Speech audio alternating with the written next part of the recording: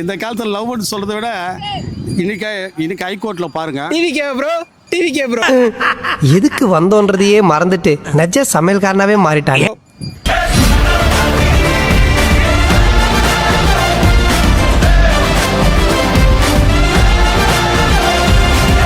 இன்னைக்கு ஹைகோர்ட்ல பாருங்க, லவ்வோட காதலோட டைவர்ஸ் தான் நிறைய 100% இருக்கு.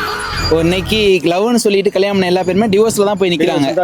சரி, ஒரே ஒரு கொஸ்டின், நீங்க லவ் பண்ணிருக்கீங்களா? இல்ல.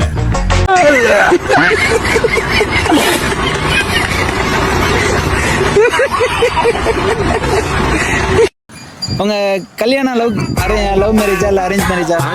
எங்க அத்தாவோட, எங்க மாமா, எங்க அப்பாவோட தங்கச்சி கூட தான் நான் காட்டுறேன். இப்போ கல்யாணத்துக்கு அப்புறம் லவ் பண்றீங்களா? கல்யாணம் பண்ணி லவ் பண்ண ஆரம்பிச்சேன். இன்னைக்கு என் மனைவி லவ் பண்ணி. என் மாமன் அன்புக்கு கோயில் கொண்ட தெய்வம் கூட ஈடில்லையே. ஓகே, இப்போ இந்த ஜெனரேஷன் லவ் வந்து ரொம்ப ஒரு மாதிரி ஒஸ்டா போகுதுன்னு சொல்றீங்களா? இப்போ சப்போஸ் தப்பா எடுத்துக்காதீங்க, உங்க டாக்டரோ உங்க பையனோ லவ் அப்படின்னு வந்து நின்னா நீங்க என்ன பண்ணுவீங்க?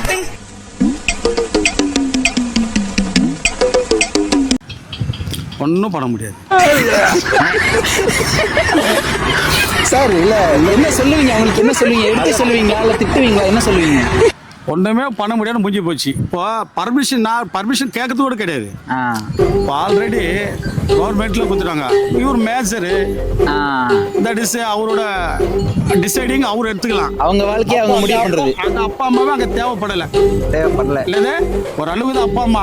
அதுக்கப்புறம் அவங்கள வாழ்க்கை அவங்கள பார்த்துக்கிறாங்க. அதுக்கப்புறம் அதில் கஷ்டப்பட்டு நஷ்டப்பட்டு தெருவுக்கு வந்து ரோடுக்கு வந்து அதுக்கப்புறமா அம்மா அப்பா எங்க இருக்கிறாங்க தேடி வராங்க. அப்படின்னு சொன்னி